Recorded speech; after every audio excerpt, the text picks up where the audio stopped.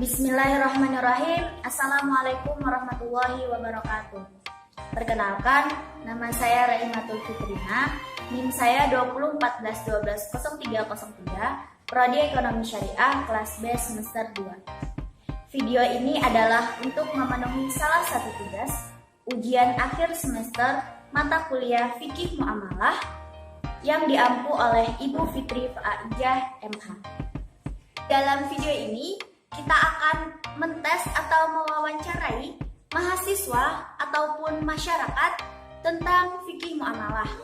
Jadi, dikarenakan saya berada di Mahat Al-Jamiah IAIN Palangkaraya, saya akan mewawancarai teman seasrama saya untuk mengetes pengetahuan mereka tentang fikih muamalah. Let's go! Ini guys, suasana Mahat sepi sekali karena orangnya sudah pada lulus. Kita akan mewawancarai mahasantri atau mahasiswa yang masih berada di Mahat Al-Jamiah yang belum pulang. Assalamualaikum warahmatullahi wabarakatuh. Jadi Kak, di sini saya mau mewawancarai Kakak. Kalau boleh tahu, bisa diperkenalkan dulu nama dan prodinya. Baik, Assalamualaikum warahmatullahi wabarakatuh. Waalaikumsalam warahmatullahi wabarakatuh. Perkenalkan, nama saya Suci Wulandari dari Prodi PAI. Baik, kalau boleh tahu dengan Kakak siapa? Dengan Muhimatul Aliyah Dari prodi? Manajemen Pendidikan Islam. Ya, baik Kak. Di sini saya bertanya ada 10 pertanyaan Kak. Jadi di sini saya akan bertanya sedikit tentang fikih muamalah. Jadi Kakak silahkan menjawab sepengetahuan Kakak saja. Jadi yang pertama yaitu aturan-aturan atau hukum Allah Subhanahu wa Ta'ala yang ditujukan untuk mengatur kehidupan manusia dalam urusan duniawi dan sosial kemasyarakatan merupakan pengertian dari A. Fikih ibadah, B. Fikih muamalah, C. Fikih munakahat, D.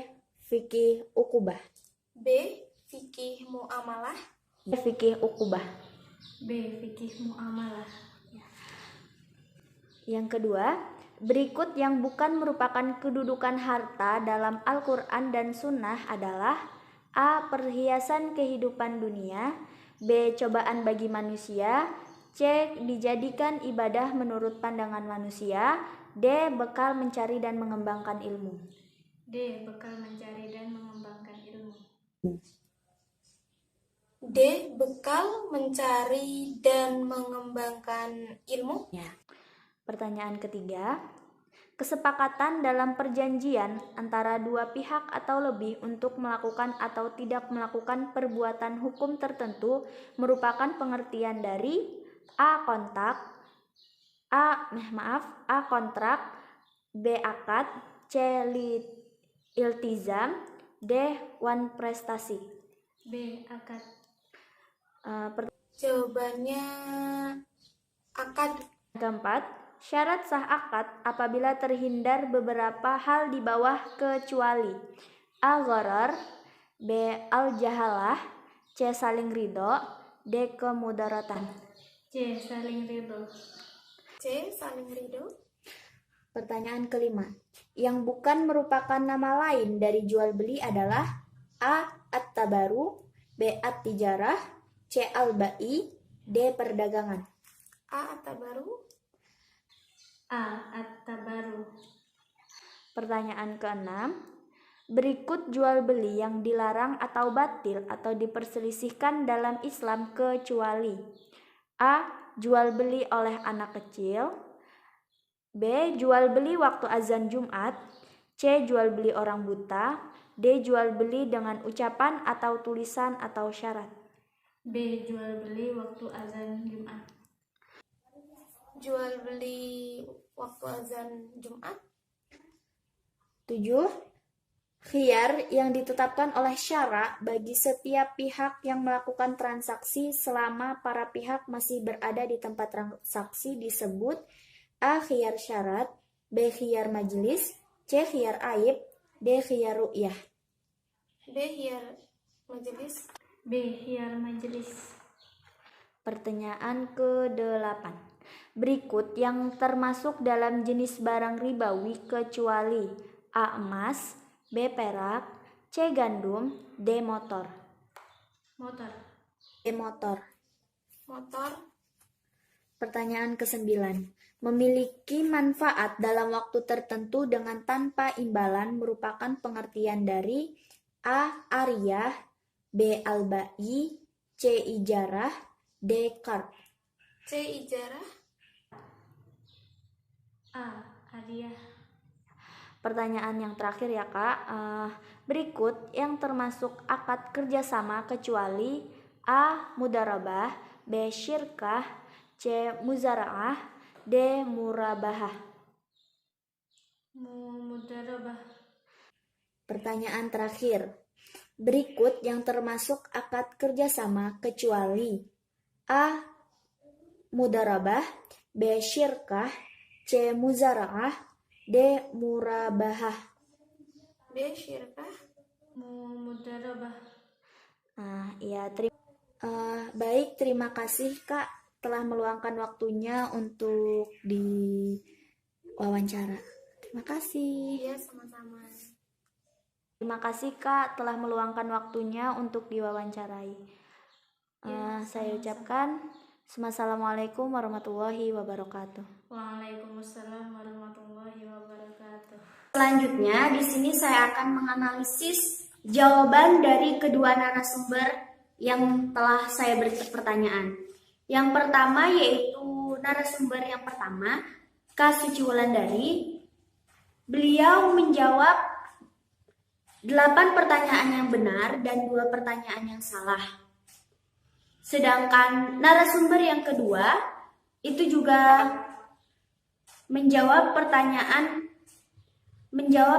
pertanyaan yang salah.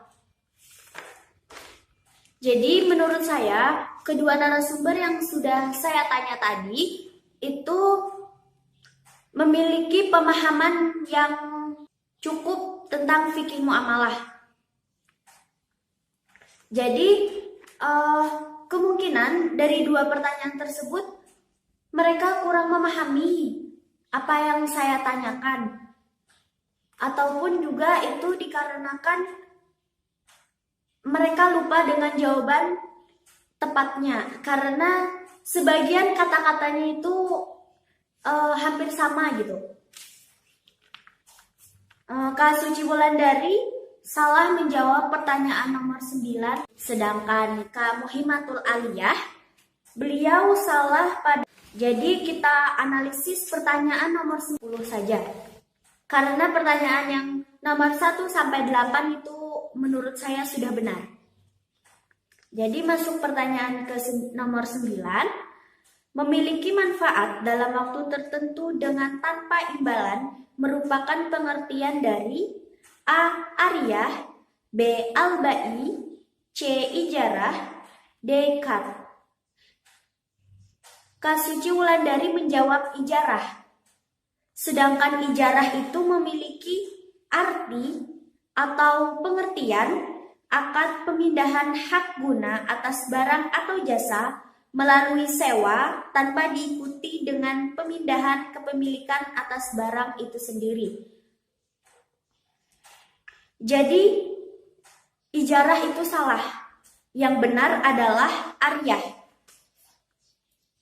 Ariyah adalah memberikan manfaat suatu barang dari seseorang kepada orang lain secara cuma-cuma atau gratis.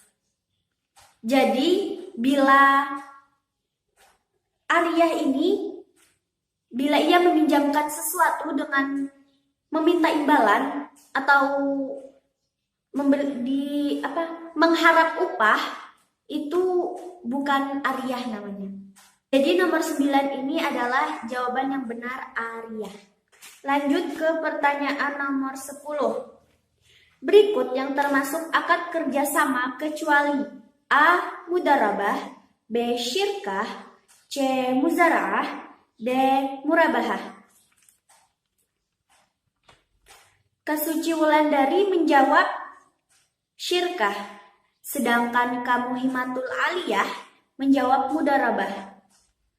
Tapi menurut saya keduanya itu merupakan termasuk dalam akad kerjasama. Sedangkan yang tidak termasuk itu adalah muzaraah.